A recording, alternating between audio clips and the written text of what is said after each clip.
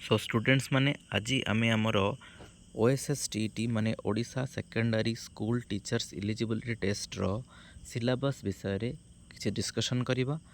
तो ये डिस्कशन रे मु समस्त को प्रथम जणाई देबा चाहे जे आमर ये चैनल टी जो माने ओडिशा रे रही टीचर हवा पई स्वप्न देखुचंती, जो माने टीचिंग एस्पिरेंट से मोर चैनल टी जदि भिडियोटी हेल्पफुल लगे ताहेले निश्चित रूपे लाइक करिवो, कमेंट करिवो एवं सब्सक्राइब करिवो। सो फ्रेंड्स चलंतु वीडियो को आगु को बढ़ेबा। तो आमर ये जो ओएसएसटीटी सिलेबस रे आमर दुईटा पार्ट अछि, गोटे होची आपनकर पार्ट 1 आ गोटे होची पार्ट 2। ये जो पार्ट 1 बा जो कैटेगरी 1 एटी रही, ए कैटेगरी 1 होची आपण मानकर TGT science PCM CBZ arts Hindi Sanskrit Urdu एवं तेलुगु टीचर मानक पई, एवं जो कैटेगरी 2 रही से कैटेगरी 2 होची पीटी मानक पई, जो माने बीपेड किंबा एमपेड करि थांती सेही मानक पई।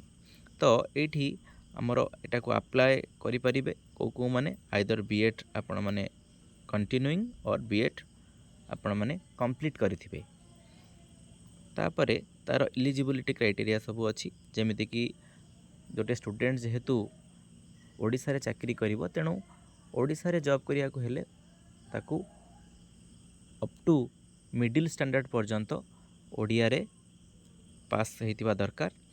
सिलेबस तार डिटेल्स रे दिया जाइछि, तम माने देखि परथबो जे एठी तुम मानकर ओडिया आसीबो 20 मार्क, इंग्राजी 20 मार्क एवं जो माने पीसीएम पाई अप्लाई करिवे पीसीएम पिला माने सेमानकर मैथमेटिक्स 20, फिजिक्स 20, केमिस्ट्री 20 एवं जो माने सीबीजेड पाई अप्लाई करिवे सेमानकर केमिस्ट्री 20, बॉटनी 20 एवं जूलॉजी 20 एवं जो माने आर्ट्स स्टूडेंट तांकर सोशल स्टडी जो कैटेगरी से माने आछंती सेमानक पई हिस्ट्री एवं पॉलिटिकल साइंस 15, ज्योग्राफी एवं इकोनॉमिक्स 15 एवं इंग्लिश 30 बा से माने ओडिया मध्य रखि परिवे। एवं एठी देखिबार कथा होची जे हिंदी संस्कृत तेलुगु उर्दू मानकर मध्य 60 मार्क लेखाए आसुची एवं चाइल्ड डेवलपमेंट एवं पेडागोजी आपण मानकर 50 मार्क आसुची। एठी देखिबा को गले समस्तक पई कॉमन रहूची तुम मानकर जो सेक्शन आईभीटा एवं सेक्शन आई एवं सेकेंड आई। सेक्शन आई होची Odia 20 mark, section second I होची इंग्लिश 20 मार्क एवं तमरो सेक्शन आईभी जो रहूची सेक्शन आईभी होची 50 मार्क, जोटा कि मेजर रहूची चाइल्ड डेवलपमेंट एंड पेडागोजी एवं डिफरेंट आर्ट्स पिलांकर 60 मार्क अलगा एवं साइंस पिला मानकर मध्य पीसीएम मानकर 60 मार्क अलगा एवं सीबीजेड मानकर मध्य 60 मार्क अलगा एवं हिंदी संस्कृत तेलुगु उर्दू एमानकर मध्य कंसर्न सब्जेक्ट रे तांकर 60 मार्क आसुची। तो एई भली भाबरे टोटल 150 मार्क रहूची। तो आमे देखिबा जदि पेपर 2 जोटा हमर कैटेगरी 2 थिला, जोटा कि केवल पीटी मानक पई, तार मध्य सिलेबस टाको टिके डिस्कशन कर दबा।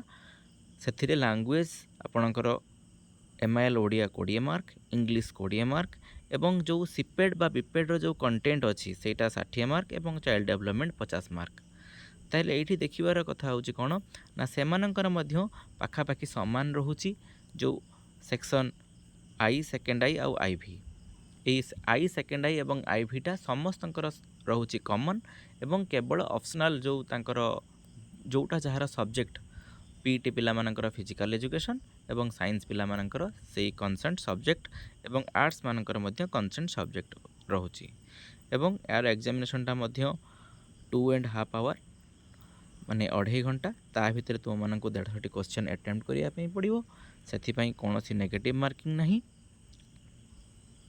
एवं डिटेल सिलेबस जदि आमे देखिबा सर्वप्रथमे तमे आमे जदि ओडिया रे सिलेबस देखिबा जोटा कि समस्तक पई कॉमन रहूची, से ओडिया सिलेबस रे आमे देखि परिबा जे जो जो टॉपिक गुडी को हमर अछि, जेमिति कि प्रथम टॉपिक अछि अवध परीक्षण एवं द्वितीय टॉपिक पद निर्णय। एई टॉपिक गुडा को साधारणतः जदि आमे अष्टम नवम दशम एई तीनोटी क्लास रो ओडिया व्याकरण बही को आमे फॉलो करिबा ताहले निश्चित भाव में आमे एई ओडिया टॉपिक रे भल स्कोर करि परिबा। किंतु जदि मो मतरे सबुठु बेस्ट हबो जो शब्द सार ओडिया व्याकरण बही अछि ସେଇ ଶବ୍ଦସାର ଓଡ଼ିଆ ବ୍ୟାକରଣ ବହିକୁ ଯଦି ତୁମେମାନେ ଫଲୋ କରିବ ତାହେଲେ ଆହୁରି ଇନଡେପ୍ଥ ତୁମେ ଆନାଲିସିସ୍ କରିକି ସବୁ ପାଖାପାଖି 20ରୁ 20ଟା ତକ କ୍ୱେଶ୍ଚନର ଆନ୍ସର୍ ତୁମେମାନେ ଠିକ୍ରେ ଦେଇପାରିବ।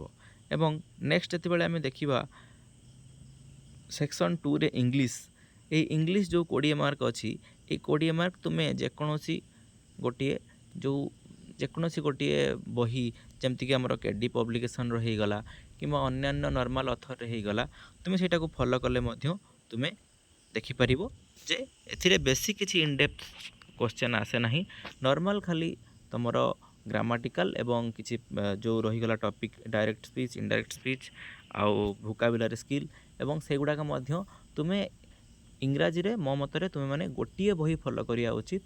ସେ ଗୋଟିଏ ବହି କିନ୍ତୁ ତାକୁ ରିପିଟେଡ଼ ରିଭିଜନ୍, ତୁମେ ସେଇଟାକୁ ଫଲୋ କରିଦେଲେ ହିଁ ଇଂରାଜୀରେ ତୁମର 20ରେ 20 ସ୍କୋର କରିବାର କିଛି ଅସୁବିଧା ହେବ ନାହିଁ।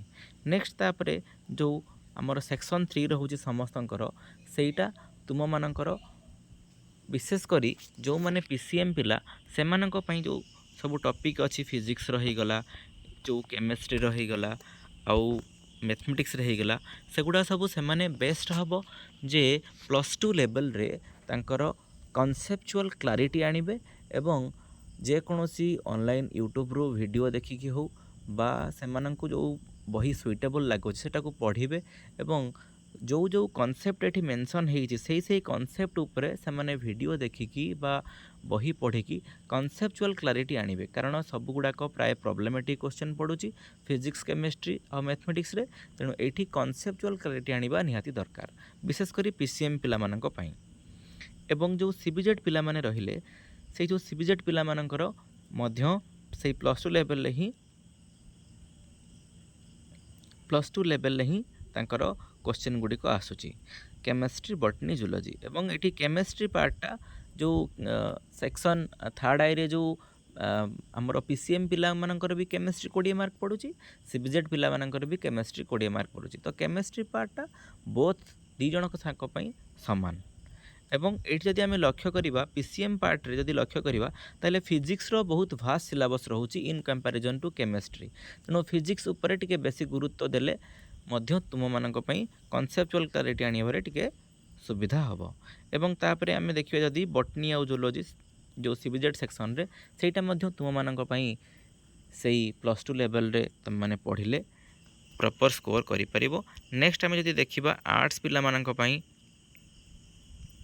ଯେଉଁ ପଲିଟିକାଲ ସାଇନ୍ସ ଏବଂ ହିଷ୍ଟ୍ରି ରହୁଛି, ହିଷ୍ଟ୍ରି, ପଲିଟିକାଲ ସାଇନ୍ସ ଏସବୁ ଜିନିଷ ତୁମମାନଙ୍କର +2 ଲେଭେଲରେ ତୁମେମାନେ ତା'ର ଯେଉଁ ଫଣ୍ଡାମେଣ୍ଟାଲ ଯେଉଁ ପାଠ ସବୁ ରହିଛି ତାକୁ ସବୁ ତୁମେମାନେ କ୍ଲିୟର କଲେ ମଧ୍ୟ ତୁମେମାନେ ଭଲ ସ୍କୋର କରିପାରିବ। ଏବଂ ନେକ୍ସଟ ଯେତେବେଳେ ଆମେ ଦେଖିବା କନସର୍ନ ସବୁ ଲାଙ୍ଗୁଏଜ ଗୁଡ଼ାକ ଅଛି ଯେମିତିକି ହିନ୍ଦୀ, ସଂସ୍କୃତ, ଉର୍ଦ୍ଦୁ, ଏଗୁଡ଼ାକ ମଧ୍ୟ ତାଙ୍କର +2 ଲେଭେଲରେ ତାଙ୍କର ଗ୍ରାମାଟିକାଲ ୱିଥ୍ ଯେଉଁ ପେସେଜ ଆଉ ଯାହା ଟପିକ୍ ଅଛି ସେଇ ସବୁ ଜିନିଷକୁ ମଧ୍ୟ ସେମାନେ ଫଲୋ କଲେ ସେମାନେ ପ୍ରପର ସ୍କୋର କରିପାରିବେ। ନେକ୍ସଟ ଆମେ ଦେଖିବା ଯେଉଁ ଆମର କ୍ୟାଟାଗୋରୀ 2 ଯେଉଁଟାକି ଆମର ଥିଲା ଆମର ଯେଉଁ PET ପିଲାମାନଙ୍କ ପାଇଁ, ସେମାନେ ମଧ୍ୟ ତାଙ୍କର କନସର୍ନ ସବଜେକ୍ଟ ଯେଉଁଟା ସେମାନେ BEdରେ ଏବେ ପଢ଼ୁଛନ୍ତି ସେଇ ଯେଉଁ ଫିଜିକାଲ ଏଜୁକେସନ୍ ସମ୍ବନ୍ଧୀୟ, ସେଇ ସମ୍ବନ୍ଧରେ ସେମାନେ ପଢ଼ିଲେ ମଧ୍ୟ ତାକୁ ଇନଡେପ୍ଥ ଆନାଲିସିସ୍ କଲେ ମଧ୍ୟ ଭଲ ସ୍କୋର କରିପାରିବେ। ସୋ ଆଶା କରିବି ତୁମମାନଙ୍କର ପ୍ରିପାରେସନ୍ ବହୁତ ଭଲ ହେବ ଏବଂ ତୁମେମାନେ ନେକ୍ସଟ OSTT ଏକ୍ଜାମରେ ବହୁତ ଭଲ ସ୍କୋର କରିବ।